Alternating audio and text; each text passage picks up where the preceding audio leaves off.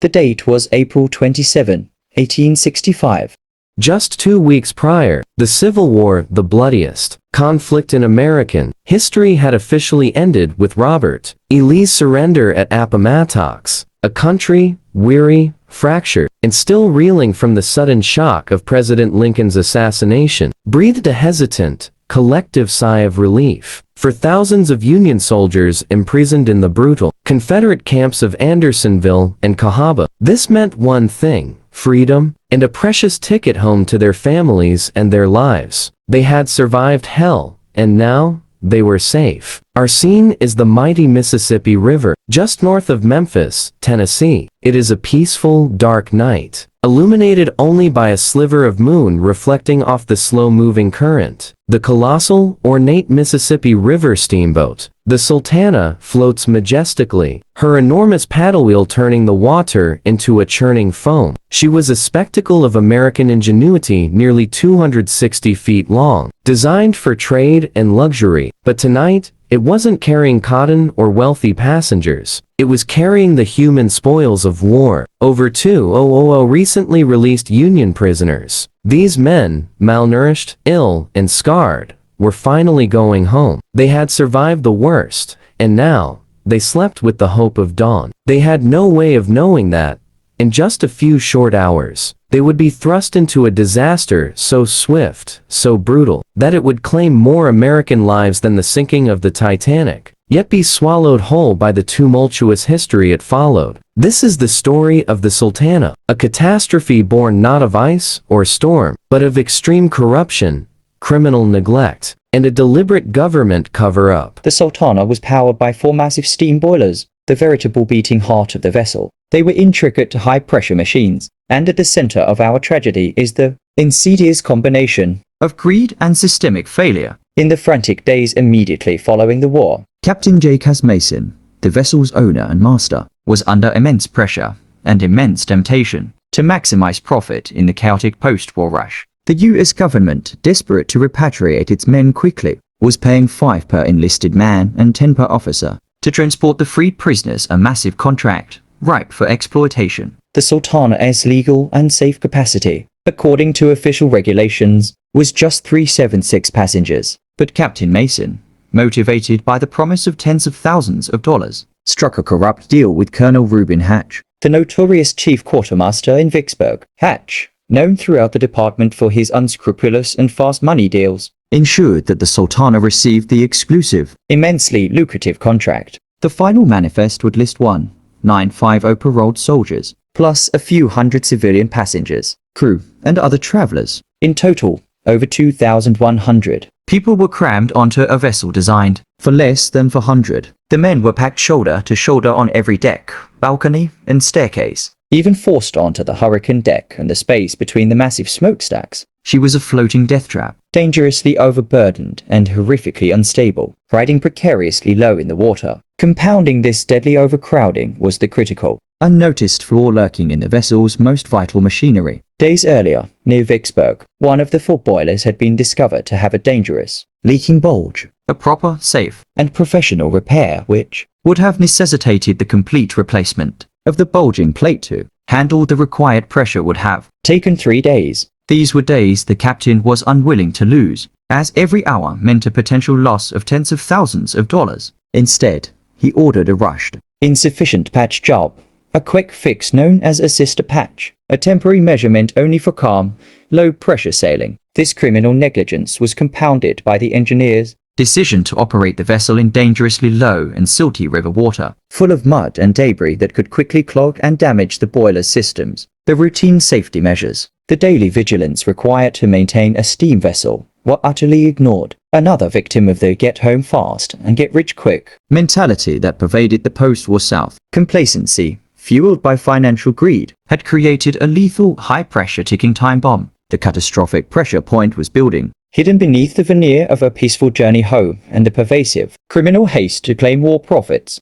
At approximately 2:00 a.m., a few miles north of Memphis, the fatal process began. The combination of the faulty, criminally patched boiler and the immense, continuous strain of the vessel's impossible load proved too much for the already weakened metal. It is believed that the boiler water level possibly too low due to the challenges of drawing clean water from the swollen, silty river, dropped rapidly. This would have exposed the empty shell above the water line to the intense heat of the firebox. The metal, already weakened by the quick fix and the stress of continuous operation, rapidly overheated and softened. We can only imagine the sound that preceded the chaos. A sudden, tense silence as the routine chugging stopped, followed by a sound like metal groaning under impossible duress. A high-pitched scream that cut through the silent night. Then, in an instant, the first boiler ruptured. It was not a gentle leak or a simple burst. It was an industrial-scale detonation. The high-pressure water, superheated to hundreds of degrees within the confines of the boiler shell,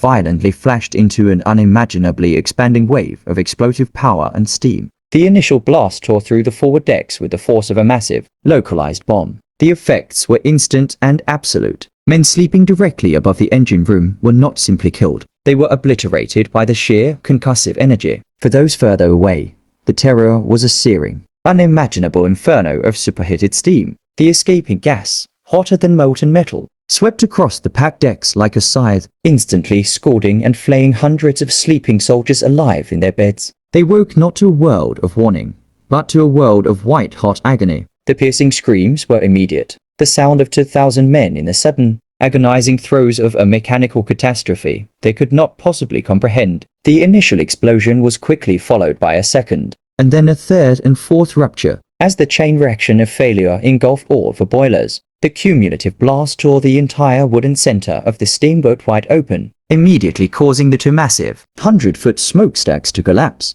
They did not fall gently. They crashed down onto the upper decks like gigantic hammers, crushing dozens more men instantly and sending a plume of sparks, fire, and black smoke hundreds of feet into the night sky. The vessel was now a colossal, floating bonfire. The fire spread with terrifying, almost unimaginable speed, fueled by the dry wooden structure, the pitch, and the oil from the shattered machinery. It raced across the packed decks, forcing the surviving, trapped passengers to make an immediate, impossible, split-second choice: burn alive on the wooden decks, or leap into the icy, churning blackness of the Mississippi River. The sheer weight of the 2,100 people had already dangerously lowered the Sultana's hull into the water. In less than 10 minutes from the initial eruption, the entire central section of the boat was consumed by flames, the wooden hull beginning to groan and split apart under the immense thermal stress. The water temperature was still near freezing, fed by melting snow from the northern states, a current both swift and deadly. The men who chose the river faced immediate, crippling hypothermia, or the terrifying prospect of being sucked under by the collapsing hull and the heavy, churning wreckage. The impact was not a gentle accident. It was a sudden, violent annihilation, turning a promised homecoming into the deadliest maritime disaster in U.S. history. Their survival of the war had merely delivered them to a far more horrific and meaningless death. In the cold darkness, surrounded by the burning hulk of the Sultana and the dark, choppy water, the fight for survival was a visceral, primal struggle. The sound was a horrific symphony of crackling fire, frantic shouting, the desperate splashing of hundreds of people, and the heart-stopping crack of the ship's timbers as they succumbed to the flames. The men, weakened by months of starvation and disease in brutal Confederate prisons, had little physical reserve for a fight against the unforgiving river. The long, agonizing months in camps like Cahaba and Andersonville had stripped their bodies of strength. Now that physical deficit was delivering a final, cruel sentence. Many were too weak to swim even a short distance, and countless others simply did not know how. Life preservers, which were legally required to be aboard, were scarce, inaccessible, or utterly destroyed in the immediate violence of the explosion. Survivors desperately clung to anything that offered the slightest buoyancy. Battered wooden planks torn from the decks, shattered pieces of furniture, and most critically, the massive bales of cotton that had been stored on the lower decks. The water, choked with debris, steam, oil, and human beings, quickly became a churning, dark graveyard. The psychological toll was immediate and crushing, an overwhelming weight of despair. These men had endured the horrors of imprisonment, survived the musket fire, the starvation, the disease, the slow, daily attrition of the soul, only to be killed not by the enemy, but by the very machine meant to carry them to the safety of home. For many, the mental exhaustion of their imprisonment, combined with the sudden, shocking terror, gave way to a profound, paralyzing despair, and they simply lost the will to fight and let go of their grasp. Amidst the terror, there were pockets of extraordinary courage and human effort. The disaster occurred near the relatively small river town of Mound City, Arkansas. The crew of another steamboat, the Bostonia, which was following the Sultana upriver, spotted the massive raging inferno on the horizon. Captain J.M. McGowan immediately steered his vessel toward the wreckage, throwing ropes and utilizing his own yawl boats to pull victims from the water. They were the first, most critical, and most organized point of rescue, working tirelessly against the crushing chaos. The local residents of Memphis and the surrounding riverbanks, roused by the distant, horrifying glow of the fire against the dark sky, rushed into action. Farmers, Tradesmen, and civilians launched skiffs and small boats into the freezing current. They used torches and lanterns to desperately illuminate the dark, churning water, working frantically to untangle men trapped in the snarl of wreckage and pulling the half-drowned onto their fragile craft. The most insidious killer of the night was not the fire, the explosion, but the swift onset of hypothermia. Even if a man managed to find a large piece of wood or a cotton bale to cling to, the near-freezing water, fed by melting snow from the northern states, would quickly leach the heat from his already weakened, malnourished body. Many men were rescued hours later, their hearts still beating, but conscious yet unable to speak or move, having succumbed to the paralyzing cold. The disaster occurred during the river's annual spring flood, meaning the Mississippi was dangerously swollen and flowing with a powerful, relentless current. The river itself became a lethal weapon, sweeping bodies both living and dead miles downstream. Many of the dead would be recovered days later, washed ashore in thickets of debris as far south as Vicksburg. The final tragic count is stark. The official death toll for the sinking of the Titanic was around 1,500. The best, most responsible estimates for the Sultana range from 180 to over 1,900 souls lost, making it, definitively, the single greatest maritime loss of life in U.S. history. The war that had claimed them seemed to have given them one final, cruel joke and unimaginable preventable end. Just feet from the freedom they had been promised, the sinking of the Sultana was a catastrophe of an immense scale, a tragedy that demanded an immediate, exhaustive and public inquiry. Yet, the investigation was anything but. The U.S. was consumed by two other colossal, overshadowing events of epoch-making proportion: the official cessation of the Civil War and the murder of President Abraham Lincoln. In the tumultuous, overwhelming days following these events, the death of nearly 2,000 paroled men was, cynically, deemed less politically important than the monumental transition and reconstruction the nation was undergoing. The official inquiry was a rapid and often inadequate affair, a rushed effort to find a quick cause and avoid accountability. It quickly identified the core technical failure, the explosion of the patched boiler, directly attributable to the rushed,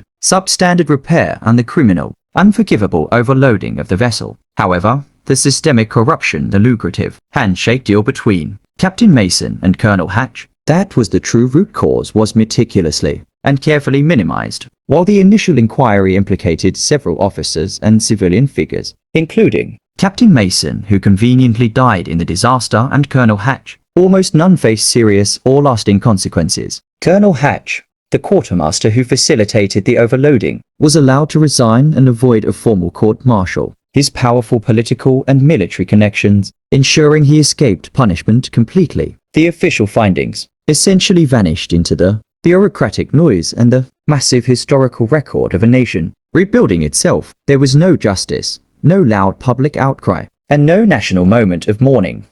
The disaster was tragically, and almost immediately, relegated to the status of the forgotten catastrophe. Despite the lack of immediate, satisfying criminal accountability, the sheer, undeniable scale of the Sultana tragedy quietly drove sweeping, permanent changes to riverboat and marine safety, changes that would save countless lives globally in the decades to follow. The disaster reinforced the crucial, non-negotiable need for mandatory, independent boiler inspections, specifically requiring qualified government inspectors to sign off on all repairs and, critically, on load limits. It led to more stringent, government-enforced passenger manifest laws and stronger penalties for violating vessel capacity. Most significantly, it pushed for the widespread adoption of high-quality, reinforced steel, and significantly improved safety valve mechanisms in boiler manufacturing, ensuring that simple greed and criminal neglect could not so easily override fundamental engineering safety. The men who died on the Sultana